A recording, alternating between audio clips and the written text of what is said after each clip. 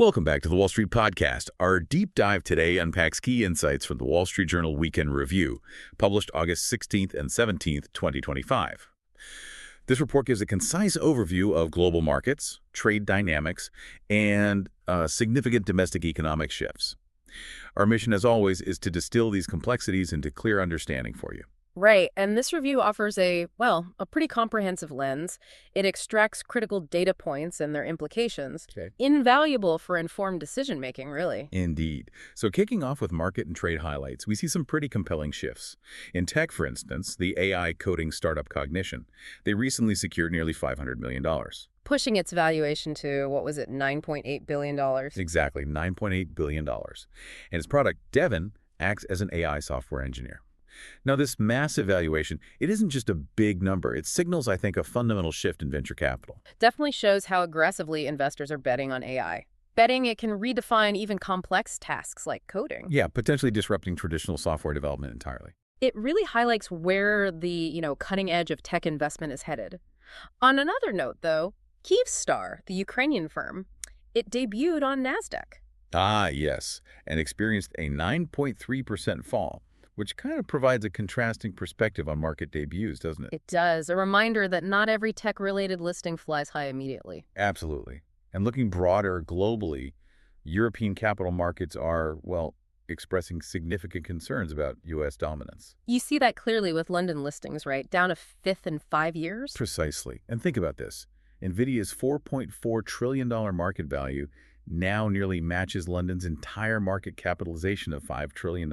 That's a powerful disparity, and the concern really stems from Europe's struggle to finance and retain its own growth companies. So that wealth creation is steadily shifting across the Atlantic. Effectively, yes. And the stock valuations just underscore this. The S&P 500's forward price-to-earnings ratio is around 22. Okay, 22 for the S&P. Compared with about 13 for the FTSE 100 and maybe 15 for Germany's DAX. Wow. So investors are willing to pay almost twice as much for future earnings in the U.S. market. That reflects much higher growth expectations here. Exactly. Meanwhile, shifting focus slightly, China's economy shows a broad slowdown. July retail sales up just 3.7%. Industrial production up 5.7%, and urban unemployment at 5.2%. Not exactly robust numbers. No. And a slowdown in such a major economy, well, it naturally creates ripple effects globally. Impacts commodity demand, investment sentiment, you name it. Okay, so let's talk trade then. You mentioned earlier the difference between announced tariffs and actual impact. How does that work? Well, studies from Barclays and JP Morgan are quite revealing. They indicate that effective U.S. tariff rates are actually lower than the headline figures, around 9% back in May. 9%. So less inflation than many feared. Correct. And the reason seems to be that companies have been pretty proactive in shifting supply chains. They're finding ways around the costs. That's quite counterintuitive, isn't it? We heard so much about these major tariff hikes. We did, but corporate adaptation has softened the blow, at least in terms of the overall inflation rate. However, there's a big change coming soon, right? The de minimis exemption. Yes. That's significant. The Trump administration is set to end the tariff exemption for imports under $800 on August 29th. And just to remind everyone, that currently lets lots of smaller goods enter the U.S. duty-free. Ending it will hit online merchants hard. And potentially you, the consumer, on prices for many smaller imported items ordered online. Definitely something to watch. Okay, let's shift focus domestically now. The report highlights a critical trend. U.S. geographic mobility is stalling. Yeah, it hit a low in 2023. Only 7.8% of Americans moved annually. It's historically low. And this decline has real, tangible effects, doesn't it? Absolutely. It causes housing market stagnation, for one. If fewer people move, there's less turnover. And it limits job flexibility, too, I imagine. Plus, widening earning disparities. Precisely.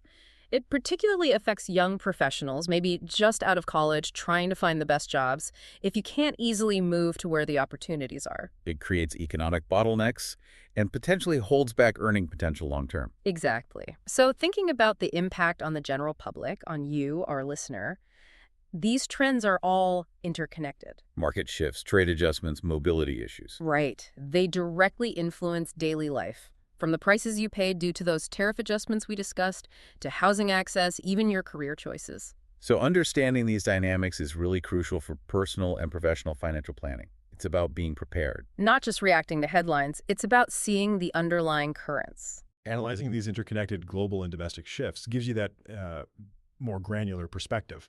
And this deeper understanding is essential, really, for making informed decisions in today's pretty complex financial landscape. It lets you not just observe, but perhaps anticipate the forces shaping our economic reality. So the question for you to consider as we wrap up is, how might these structural economic shifts we've talked about, the tech valuations, the trade changes, the lower mobility, fundamentally alter your own long-term investment strategy?